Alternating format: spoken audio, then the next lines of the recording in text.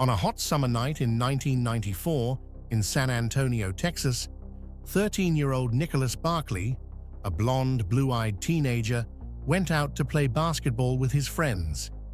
He was a bit of a troublemaker, full of energy, and had a small tattoo, the letter T, between his thumb and forefinger. He said goodbye to his mother and left home, but he never returned. The police searched everywhere. The family cried until their tears ran dry, and days passed, then months, then years, and hope faded.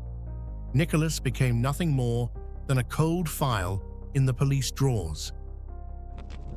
3 long years later, in 1997, the phone rang at the Texas police station.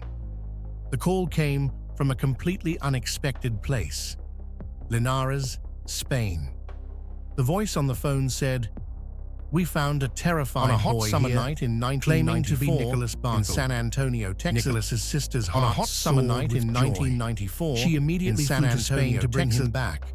On a hot summer night in 1994, sitting in the shelter in San Antonio, Texas, and wept. On a hot summer night in 1994, "It's my brother." San Antonio, Texas, Nicholas returned on a hot summer night in 1994. His family embraced him in San Antonio, he went into Texas, his old room. On a hot summer night in 1994, it seemed like Antonio, Texas, but something was wrong. On a hot summer night in 1994, in San, the boy who returned from Spain bore little resemblance to the real Nicholas. Nicholas was blonde. This boy had dark hair. He dyed it. Nicholas had blue eyes. This boy had brown eyes. Nicholas was American. This boy spoke with a heavy French accent. How did he explain it? He told them that his kidnappers, a mysterious gang, had injected chemicals into his eyes to change their color, dyed his hair, and that his accent had changed because he hadn't spoken English in years. The family, out of love or denial, believed every word, but the outside world wasn't that naive. A shrewd private investigator named Charlie Parker stepped in. He looked at the returning boy and felt a chill run down his spine.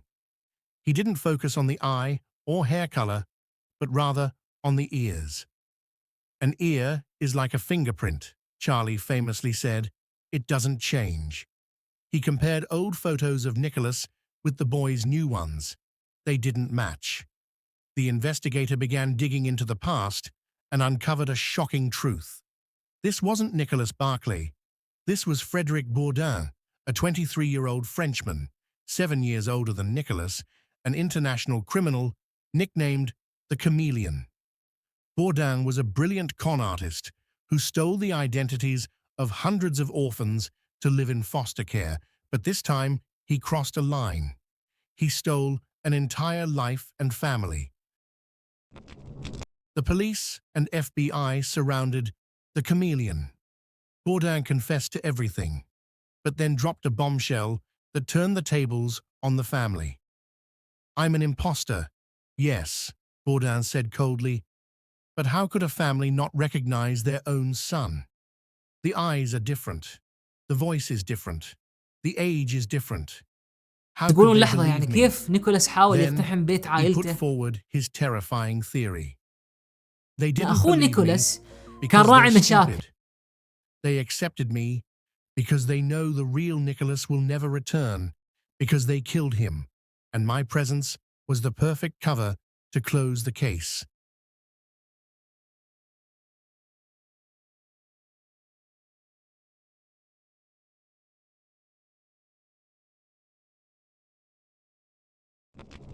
Frédéric Bourdin was sentenced to many years in prison for fraud and forgery.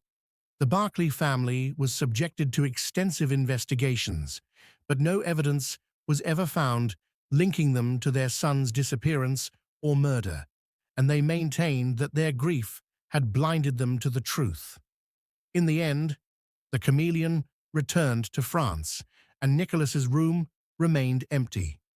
The real question that no one has answered to this day is not who is the imposter, but rather where is the real Nicholas Barclay, and is he still buried under the soil of Texas, taking his final secret with him?